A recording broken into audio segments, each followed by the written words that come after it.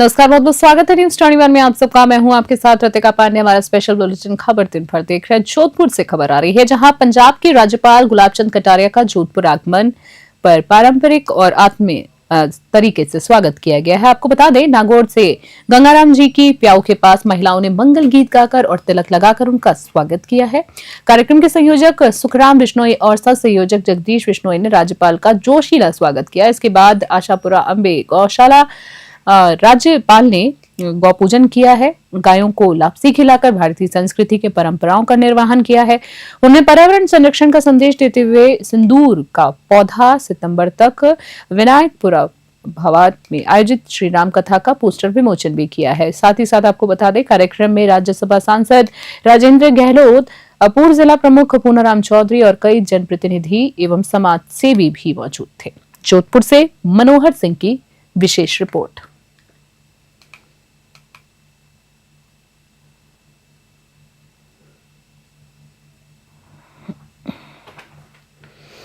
जयपुर से खबर देख रहे हैं। राजधानी जयपुर के झुटवाड़ा इलाके में शालीमार चौराहे के पास अवैध गांजा, शराब और स्मैक की बिक्री से आसपास के कॉलोनी निवासियों में आक्रोश बढ़ गया है।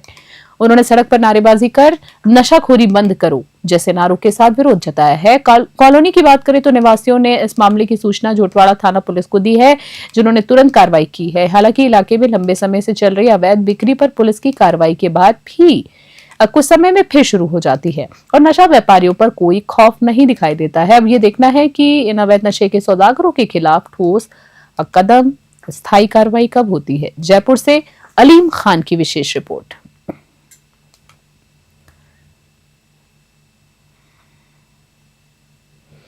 पत्रकार साहब, मैं आपके मीडिया चैनल के माध्यम से बताना चाहता हूं कि यहाँ पर 50 मीटर की दूरी पे धार्मिक स्थल है, स्कूल है। काफ़ी समय से यहाँ नशे का कारोबार चल रहा है। आज 8 साल हो गए हैं इस नशे के कारोबार को करते हुए इसको, और जो युवा पीढ़ी है जो इस नशे के अंदर काफ़ी लिप्त हो चुकी है, जिसके कारण यहाँ का माहौल ख़राब हो रहा है, चोरियाँ बढ़ रही है, एक भय का माहौल बना हुआ है। बच्चियाँ यहाँ से स्कूल जाते समय यहाँ पे जो स्मैकची है, जो स्मैक पीते हैं, नशा करते हैं, उन्होंने एक बिल्कुल गंदा वातावरण बना रखा है। अब क्या चाहते हैं आप लोग? अब हम ये चाहते हैं कि अभी कुछ समय पहले हमने यहाँ के SHO साहब को इस मामले के अंदर अवगत भी करवाया है, परिवार भी दर्ज करवाया है। अब हम ये चाहते हैं कि इस पर एक ठोस कार्रवाई हो और इसको यहाँ से हटाया जाए और ये नशे का कारोबार बंद हो, जिससे हमारी आने वाली युवा जो पीढ़ी है जो इस चीज़ से दूर रहे।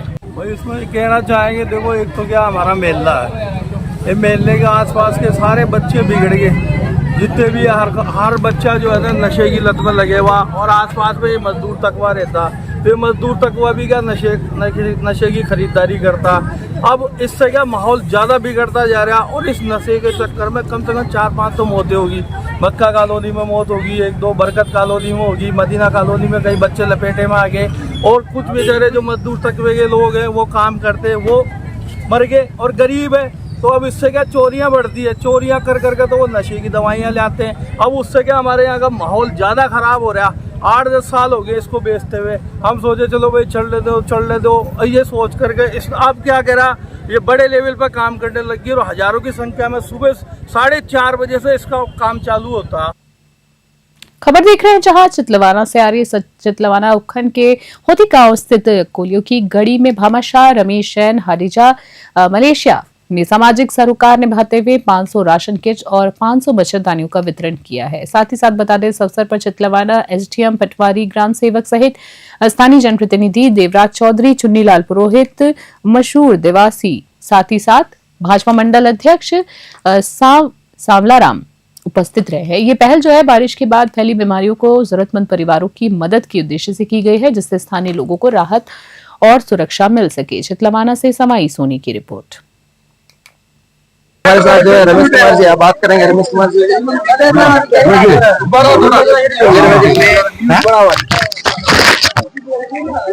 सर आज आप कर रहे हैं, कहाँ पे कर रहे हैं?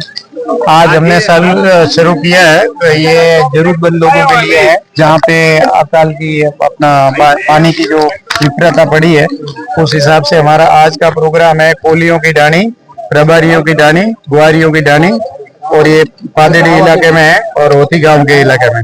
तो यहाँ पे मतलब ये बारिश ज्यादा होने से बाढ़ आने के कारण जो इनकी असुविधा, यातायात बंद हो गए, आना जाने का इनका रास्ता बंद हो गया, ये लोग बाहर जा नहीं सकते हैं। उसके लिए भोजन सामग्री की व्यवस्था की गई है पूरी। जी, भामाशाह का साफ तौर से कहना है कि ये इनके तरफ से मतलब राशन किट वितरण किए जा रहे हैं। हमारे साथ है देवराज जी चौधरी, इनसे भी बात करेंगे। जी सर, आप भी संतुष्ट हैं बाढ़ग्रस्त इलाके का, आप भी दौरा कर रहे हैं, देख रहे हैं, सर बताइए।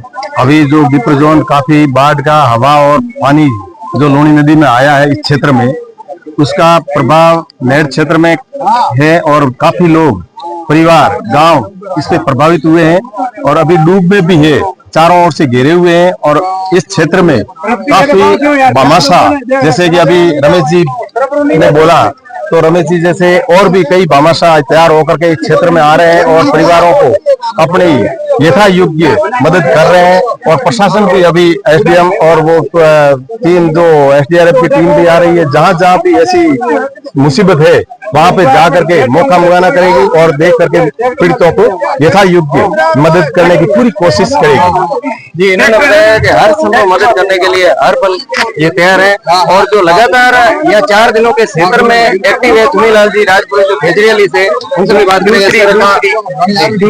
दूसरी बात है यहाँ पे, ये जो पानी की जो मतलब इससे गंदगी फैलती है और छोटे छोटे बच्चे हैं, उनके लिए डेंगू होने की भी संभावना होती है, बीमारी हो जाएगी।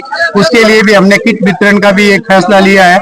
हर घर में एक एक किट मच्छरदानी भी देंगे, तो उससे छोटे बच्चों को बीमार नहीं होंगे और उनको सामना नहीं करना पड़ेगा। जी, किट मतलब राशन किट के साथ साथ ये मच्छरदानी भी मतलब वितरण कर रहे हैं। और जो 4 दिनों से जो एक्टिव है, जो रोज मतलब हर क्षेत्र में जाके किट वितरण कर रहे हैं, हमारे साथ खास बातचीत करने के लिए मौजूद है चुनीलाल जी खेजड़ियाली जी। आप 4 दिनों से मौजूद है। आप ये टीवी वालों का पहले धन्यवाद, आप लोग यहाँ पहुंचे, हमारे भामाशाह किट लेके और सामान लेके 5 दिन से हम लोग यहाँ रह रहे। इसकी रिपोर्ट रमेश जी को भेजी और रमेश जी ने ये तत्काल पहले बाबूलाल बंसाली ने वितरण किया और लोगों को सहायता देते हुए जब जनसंख्या कम होगी और पैकेट कम हुए, जनसंख्या ज्यादा हुई, तो इसके लिए भाई रमेश जी हमारे तैयार हुए। रमेश जी ने किट लेके आज होती गांव के पास पादेड़ी है, जो गांव कोलियों की गड्डी है, होती गांव है, यहाँ ये वितरण कर रहे हैं। हम लोग पूरा सहयोग दे रहे हैं रमेश जी का और रमेश जी को धन्यवाद दे रहे हैं कि इस गरीब लोगों को हर घर ये पहुंचे। रमेश जी ने और निर्णय लिया है, उसमें हमारा धन्यवाद कि भाई मच्छरदानी, क्योंकि मच्छर हो गए अब ज्यादा, बीमारी होगी ज्यादा, दवाई का किट, डॉक्टरों के पास जाने के लिए सुविधा नहीं, इसलिए मच्छरदानियों की वितरण की जाएगी। मच्छरदानी सही उपयोग में लेने के लिए हमारा निवेदन है। और ये जो काश्तकार जो लोग हैं, उनकी फसल भी नष्ट हुई है, उनकी हमारे सरकार से मांग है कि फसल नष्ट का जो सरकार इसका तुरंत अनुदान दे रहा है। ये तो विकल्प व्यवस्था है 5 दिन की खाने की, जो घर घर किट देने की, इसलिए ये चुन्नीलाल पुरोहित और देवराज जी मार साहब, रमेश जी और हमारे पत्रकार और सभी टीम, सांवला राम जी, यहाँ के पूर्व सरपंच और सभी नई क्षेत्र के खेजड़ियाली, आकोड़िया, रिड़का, कुकड़िया, सभी जगह पहले गए हैं और जाएंगे। धन्यवाद, जय हिंद। हमें मुख्यमंत्री साहब भजन लाल जी से निवेदन है कि यहाँ पे जो आपत्ति आ रही है वो सबसे ज्यादा आ रही है मतलब गरीब परिवार की, तो उसके लिए यातायात और यहाँ पे ब्रिज बनाए जाए छोटे छोटे।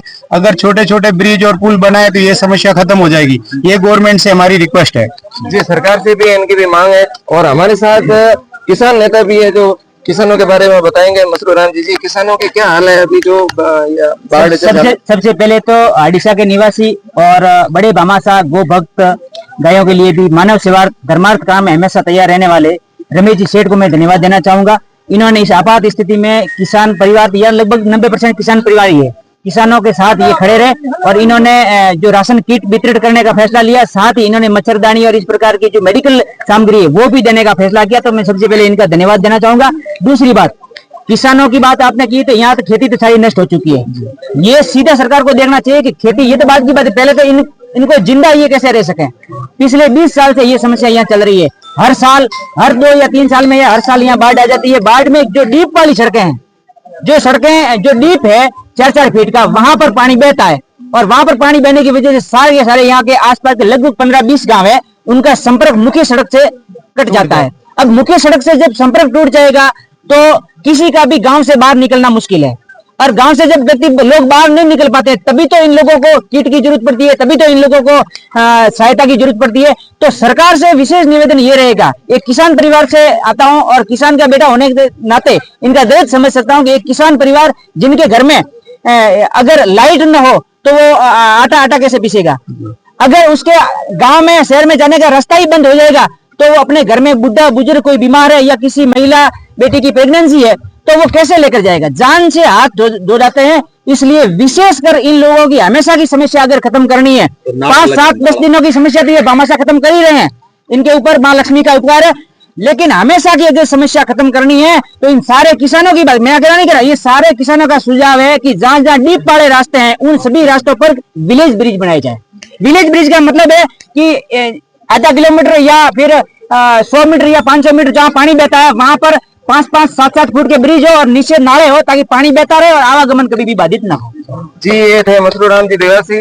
न्यूज 21 के साथ मैं सवाई कैमरे के पीछे अशोक। हमारे साथ जो है करौली से खबर देख रहे हैं। राजस्थान राज्य विधिक सेवा प्राधिकरण जयपुर के निर्देशानुसार विधिक सेवा दिवस 2025 के अवसर पर करौली में विशेष स्पेशलिटी डिजेबल यानी कि योगजन के लिए जिला स्तरीय खेल प्रतियोगिता का आयोजन त्रिलोक चंद्र माथुर स्टेडियम में किया गया है। कबड्डी, लंबी कूद, बैडमिंटन, कैरम, पेंटिंग, चित्रकला जैसी प्रतिभागियों साथ ही साथ आपको बता दें प्रतियोगिताओं में 8 से 18 वर्ष के आयु के छात्र छात्र और मानसिक रूप से सक्षम 18 वर्ष से अधिक आयु के प्रतिभागी शामिल हुए हैं। प्रतियोगिता का शुभारंभ जिला विधिक सेवा प्राधिकरण की सचिव ममता चौधरी ने मां सरस्वती के चित्रपट पर दीप प्रज्वलित करके किया है। उन्होंने प्रतिभागियों को प्रोत्साहित करते हुए कहा है कि खेल में हार जीत मायने नहीं रखती है, खेल भावना महत्वपूर्ण है। कबड्डी में निशब्द मूक बधिर बालिका विद्यालय एकट बोधग्राम करौली की टीम ने प्रथम स्थान प्राप्त किया। करौली से राधा रमन सारस्वत की विशेष रिपोर्ट।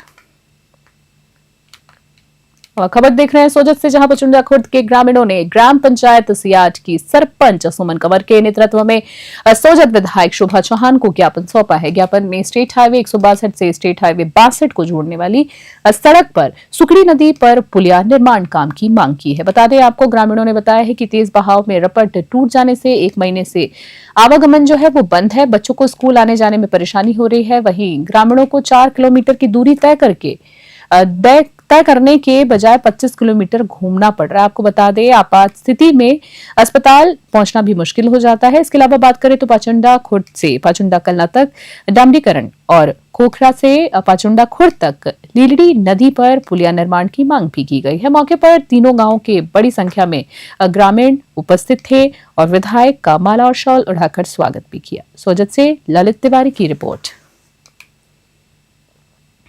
लालसोट से खबर देख रहे हैं। लालसोट में कांग्रेस का पार्टी की ओर से आयोजित सभा में वोट चोर गद्दी छोड़ के नारे लगाए हैं। बता दें आपको, मंच से नेता प्रतिपक्ष टीकाराम जूली और प्रदेश कांग्रेस अध्यक्ष गोविंद सिंह डोटासरा ने प्रधानमंत्री नरेंद्र मोदी और भाजपा नेताओं पर आरोप लगाते हुए युवाओं की नौकरी और संविधान को खतरे में बताया है। इस पर स्थानीय विधायक रामविलास मीणा ने कहा है कि यदि भाजपा वोट चोरी करती है तो टीकाराम जूली और डोटासरा जैसे नेता चुनाव कैसे जीतते। उन्होंने दावा किया है कि दौसा सांसद ने भी बताया है कि उन्होंने लालसोट से 80,000 वोटों से जीत हासिल की है।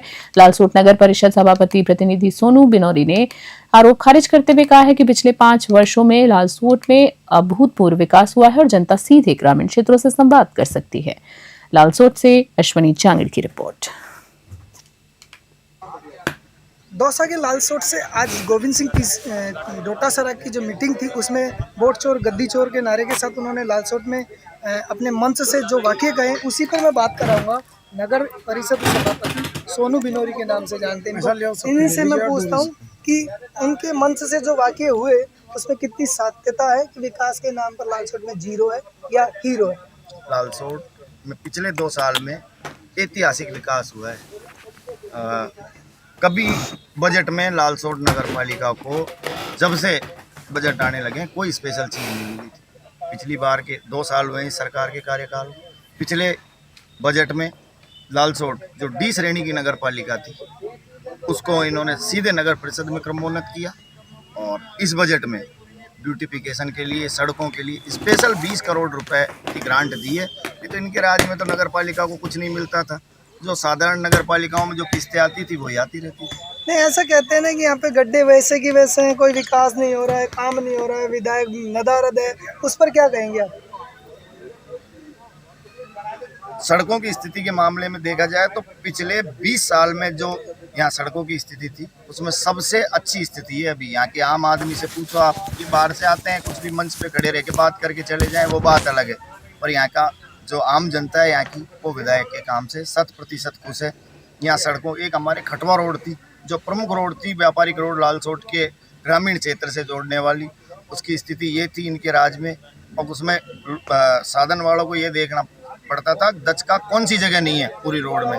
आज वो डबल रोड होगी और बन रही है। तो ऐसे कई काम है।